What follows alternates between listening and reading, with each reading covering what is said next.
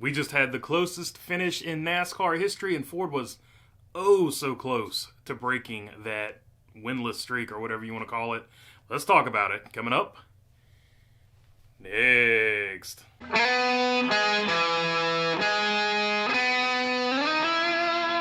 What's going on, everybody? Hope you're doing good today. All right, Elk Grove, California's Kyle Larson gets his 25th career Cup Series win, excluding all-star races, but it was not easy. He had to hold off Chris Buescher at the end there to finish .001 seconds in front of the 17 car, holding Ford winless on the season still.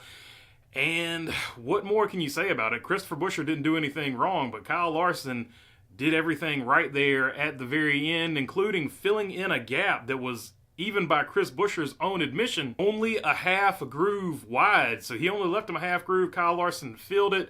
He hung it out there on the outside, and they bumped and banged at the very end of it. But other than that, it was clean. Depending on who you're pulling for, Chris Buescher either came up or Kyle Larson came down. I've seen angles where it looks like both. So at the end of the day, I think they were probably just sort of doing that side draft thing where they were going for it. But I thought it was a clean finish. But other people are going to disagree, so I get it.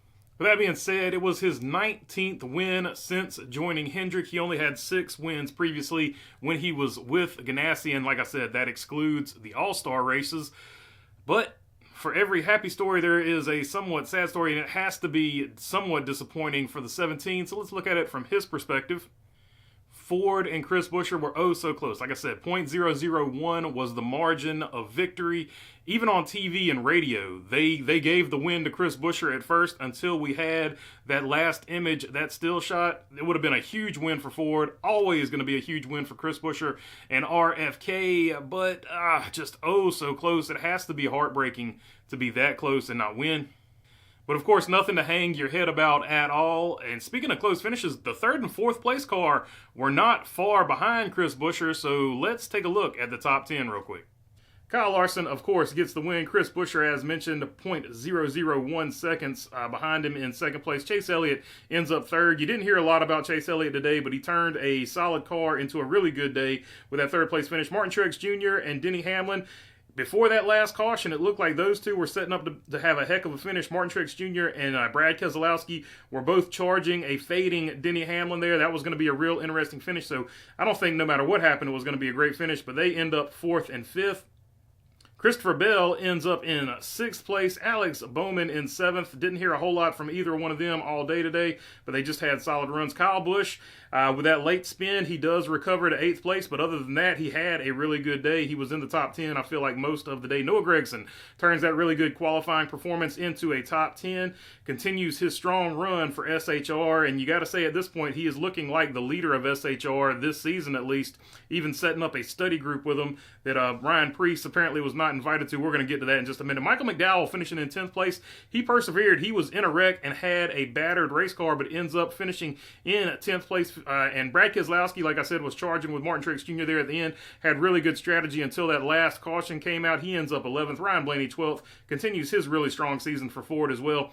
John Hunter Nemechek, didn't hear anything about him all day, so I'm assuming that that last caution benefited him. Todd Gilliland of the Long John Silver's Ford Mustang Dark Horse finishes 38th. He did lead some laps today. And Josh Berry, your first rookie, finishes 15th. Another strong day for Stewart-Haas Racing. So those were the guys who are going to be drinking happy beers after the race, but there are some guys that are definitely going to be drinking the sad beers, and so let's take a look at the back of the field. Ty Gibbs, who I'm not exactly sure what happened other than him and Ross Chastain at one point in the race, looked like they just dropped like a rock after running basically top 10 all day. But Ty Gibbs ends up in 32nd here. Like I said, not sure what happened. Austin Hill making a rare start in the Cup Series. He did not do well. He ended up in 33rd there, involved in several incidents as well. Joey Logano, he wrecked late, so 34th for him. Continues an atrocious season, possibly his worst season, or tied, I should say, for the worst season since he's come into the Cup Series. And then Austin Cindric, Harrison Burton, Riley Herbst all had bad days. But Jimmy Johnson here. Jimmy Johnson ends up finishing dead last because, according to him, Corey LaJoie ran him over. So to me, that was the only real drama as far as wrecking or anything like that went, was Corey LaJoie versus Jimmy Johnson. But another thing I wanted to mention, Not at the bottom of the list and not at the top of the list, but Bubba Wallace and Tyler Reddick. This has been 2311's playground here at Kansas. And this weekend, 2311 was nowhere in sight. Like, it was just amazing that none of the 2311 cars even got up there in the top 10 for at least most of the event. Because, like I said, this has been sort of 2311's deal here the last 3 or 4 years. So it surprised a lot of people. Surprised a lot of people on DraftKings that 2311 was not even a factor in this race.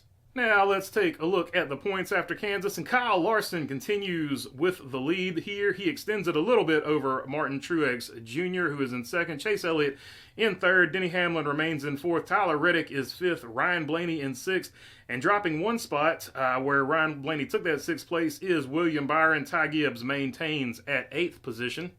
Then 9 through 16 is going to be Alex Bowman, Ross Chastain. Chris Buescher moves up 3 spots with that second place. Kyle Busch down 1, even though he finished in the top 10. So 12th place for Kyle Busch. Up 4 spots is Christopher Bell. Chase Briscoe down 2 spots in 14th. Brad Keselowski in 15th is up 1 spot, and he would be your last man in on points because Daniel Suarez is actually going to bump out Bubba Wallace here, who drops to 16th in points and would be knocked out because Suarez has the win. Then you see Joey Logano 17th in points. I want to say 17th has been his worst points finish of all time since coming into the Cup Series. I might be wrong about that. I need to check my notes on that.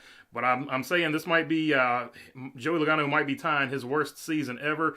So they got to clean up the DNFs over there. Daniel Suarez, like I said, in 18th would be the one knocking the 16th place man out. And then Noah Gragson moves up 2 spots. He is now in the top 19 in points after overcoming that penalty he had early in the season. Austin Cindric, 20th place. So there's your top 20 in points. Before the race even started, though, we had this tweet from Toby Christie, which I'm not going to read the whole thing. Basically, Noah Gragson, Josh Berry, and Chase Briscoe had basically set up a study group to improve SHR as a team overall, to which Ryan Preece responded, study group that I wasn't aware of, throws hands up emoji. So social media, it's hard to read context into all of it, what kind of mode or tone he was given with that. Some people took it as he was throwing his teammates under the bus. Some people thought that he was just joking and being like, oh, I didn't know about that meeting, stuff like that. So it could go either way, but I'll just say that during the pre-race, he was standing there joking around with Josh Berry when Michael Waltrip walked up to him in the pre-race during the rain delay. So it looks like whatever it was, whether it was joking or whether it was serious, it wasn't that serious because he was still joking with Josh Berry. So a lot of people made a few things out of that, but I don't think there's a whole lot of legs to it, but did want to address it because it was part of the pre-race. All right, let's look at the manufacturer's points because I do still like to keep track of that stuff. And Chevrolet remains in the lead by 11 points at 446. Toyota second with 435. And Ford not out of it, so a win would really put them back into it. But Ford at 398. All right, that's all I got for you on this one. If you made it this far, would love to have your subscription. If not, I'll just keep making these things. If you're already subscribed, I appreciate you all as well. If you want to help out the channel, visit the merch store. The link is in the description. If you got a question, comment, or anything, just leave it down in the comment section. I try to get to as many of them as I can. And other than that, hope your Monday didn't suck. Peace.